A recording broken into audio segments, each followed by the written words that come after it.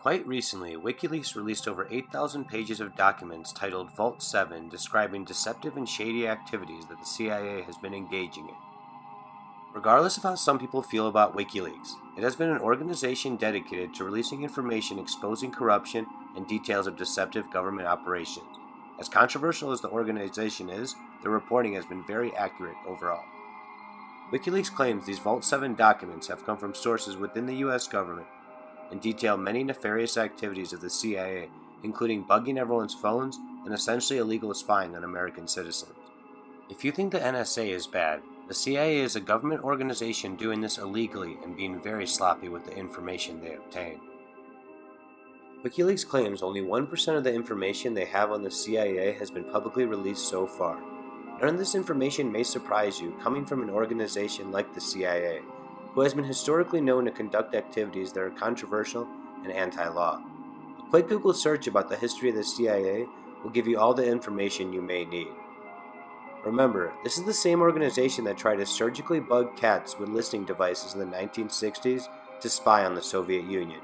Google Operation Acoustic Kitty if this sounds too outrageous to be true. From all iPhones and Androids being bugged, to false flag cyber attacks, these are 6 controversial leaks from the Wikileaks-CIA Vault 7. Samsung Smart TVs. As most of you probably know, Samsung is a huge player in the technology business and makes numerous high-quality products ranging from phones and TVs to washers and dryers. One of their most creative and popular innovations was the Samsung Smart TV. Smart TVs have microphones so viewers can make voice commands, such as requests for movie recommendations or shows. The commands typically aren't transmitted outside the home unless users activate the feature. If the TV is off, the TV is not listening to you anymore, or at least that's what people thought. The WikiLeaks Vault 7 release alleges that documents it obtained show that through its secret CIA program called Weeping Angel, the target TV appears to be off when it is in fact on, and listening to your conversations when the TV is set in off mode. WikiLeaks says the audio goes to a covert CIA server rather than anyone authorized by Samsung. In those cases, audio isn't limited to TV commands, but could include everyday conversations when the TV is not on. So imagine if you have one of these Samsung Smart TVs. Anytime the TV is not on, your private conversations are likely being recorded at any moment's notice, and no one was aware of this until this leak. Information leaks within. When a government organization is in control of your information, you at least expect some form of privacy and the knowledge that this information will not just be thrown around casually. This is likely not the case here, as WikiLeaks alleges that the archive release was likely passed around among former US hackers and contractors. They really have no idea who has the information at this point, and if it was passed around again to even more people. This is an extremely dangerous precedent to set with highly sensitive information. WikiLeaks warns that the CIA lost control of the majority of its hacking arsenal, including malware, viruses, trojans, weaponized zero-day exploits, and associated documentation, and that the documents it was publishing it had received from a former US government contractor, a community within which the documents had been previously circulated. To quote WikiLeaks from their press release, "There is an extreme proliferation risk in the development of cyber weapons. Comparisons can be drawn between the uncontrolled proliferation of such weapons, which results from the inability to contain them, combined with their high market value in the global arms trade." According to WikiLeaks, the documents it released were not considered classified information because the nature of malware requires code to be left on target computers. Handling classified information in such a way is prohibited. CIA versus NSA. The Edward Snowden leaks of the NSA surveillance from a few years ago was troubling information to hear for most people. It can be said that at least this information is now public knowledge and the public is aware of the NSA's capabilities. If people disagree with the NSA, they have the option to speak or fight against it. The CIA scenario is much different, as for years the CIA has been developing its own substantial fleet of hackers, one that has freed it from having to disclose its often controversial operations to the NSA in order to draw on the NSA's hacking abilities. To quote WikiLeaks, the CIA had created, in effect, its own NSA, with even less accountability and without publicly answering the question as to whether such a massive budgetary spend on duplicating the capacities of a rival agency could be justified. The CIA's capabilities seem to go far beyond the NSA's and include being able to not be contained or detected by encrypted applications. As WikiLeaks noted, among the more notable disclosures was the CIA had managed to bypass encryption on popular phone and messaging services such as Signal, WhatsApp, and Telegram. According to the statement from WikiLeaks, government hackers can penetrate Android phones and collect audio and message traffic before encryption is applied. Zero-day exploits. Continuing on the same theme, one of the most bizarre and terrifying developments to come out of these leaks are weaponized exploits of smartphones, nicknamed zero-day exploits. I will explain these a bit later. According to WikiLeaks, the documents show that the CIA has a specialized unit specifically for stealing data from Apple products like iPhone and another unit for Android products.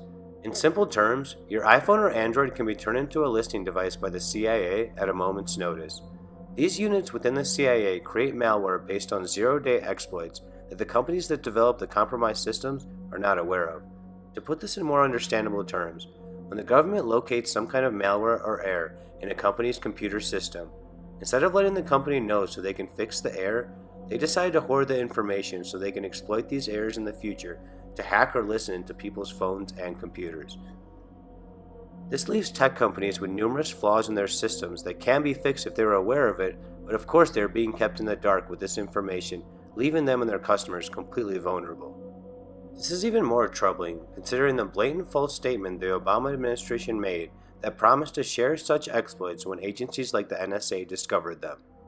WikiLeaks says the documents it released show that this has not been the case. Such hoarding of exploits has long been noted by critics of cyber war tactics and can greatly exuberate security risks. It's startling to know that every exploit that the CIA can abuse, foreign powers can abuse these just as easily to obtain the information they want. False flag cyber attacks. One of the most relevant and weirdest developments from these WikiLeaks is not only the ability of the CIA to hack into most pieces of technology in the world, but also the claim that they are able to make these cyber attacks seem as though they are coming from other countries, which they can choose. It was revealed that the CIA's Umbrage group keeps a large library of attack techniques stolen from malware produced in other countries, most notably Russia.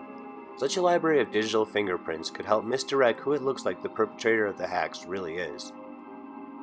Strong questions now surface over the supposed claims of the CIA with the Russia DNC hacking. It's pretty peculiar that under the Obama administration, this narrative of Russia conducting the hacking was strongly preached, while his own CIA turned all internet-enabled consumer electronics into listening devices.